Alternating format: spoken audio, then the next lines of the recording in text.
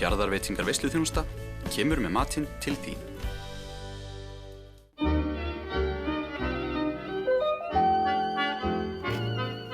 Manstu gamla daga, Ég bý ein, hún býr einn, Egill býr einn.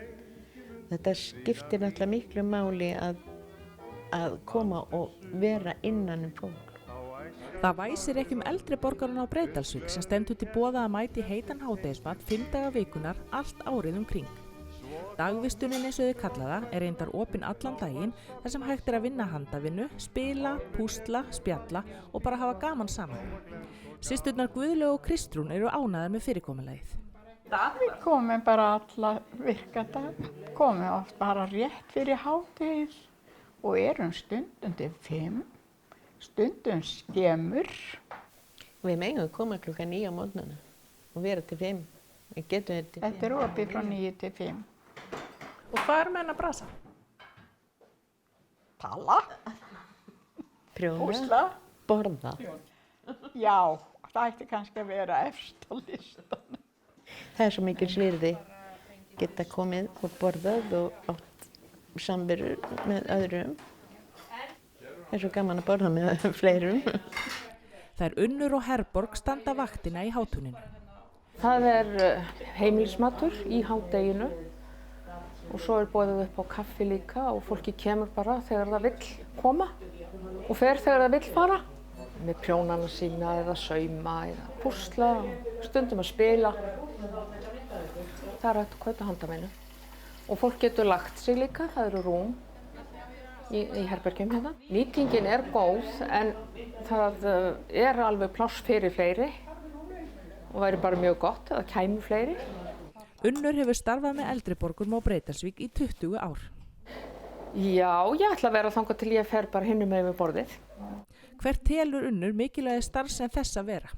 Já, fólkið, það fær heitan mat sem að það kannski er ekki að útbúa heima hjá sér, dagsdaglega, en þá bara býr það sjálft til mat helgar og svo hefur það samskipti við annað fólk. Egill Thorlacius er formaður Bláklukku, félags eldri borgar á Breiðdalsvík. Það er eitt málefni sem brennur heitar á honum en annað. Ég legg til að þjónusta og verslun verið gert skylt að upplýsa á verðmiðanum hvernig endanlegt þjónusta og vöruverð verður til. Já, Egill vill að á hverjum verðmiða komi fram heildsölu og innkaupsverð vöru í íslenskum krónum, eigin álagning, virðisaukaskattur og að lokum heildarverð vörunar. Vörur eiga að vera rekjanlegar frá fyrstu hendi og til neytanda. Mér finnst þetta bara eðlilegt að koma með þessa hugmynd.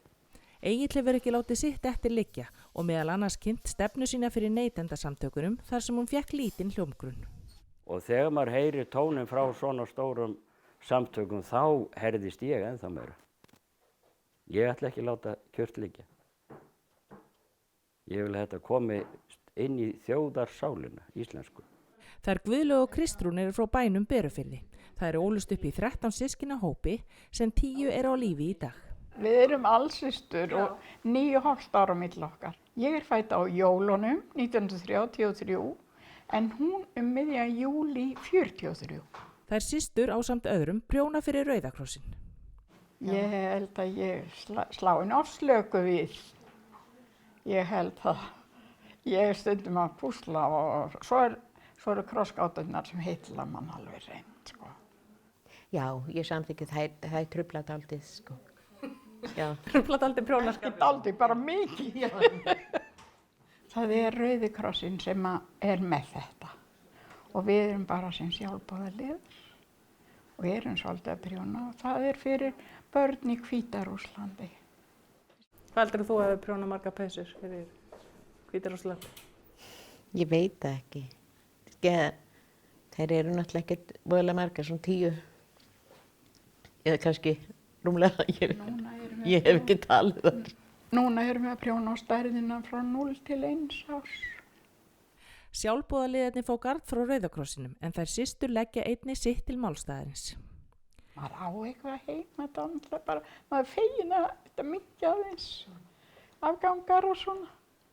Maður á svo feikilega mikið af afgöngum og allskyns garni sem maður getur ráðið saman bara í peysu. Ágætt að nýta það.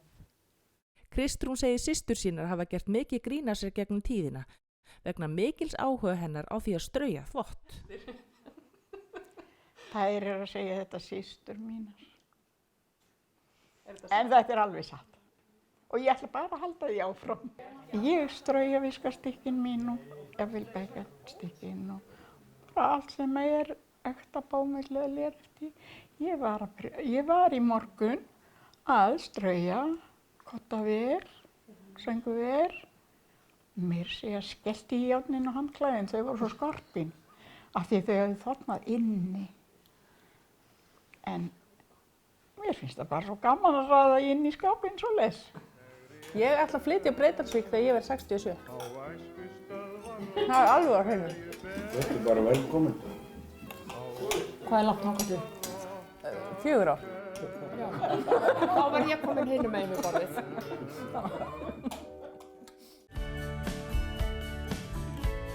Fjarðarveitingar veisluþjónusta kemur með matinn til þín.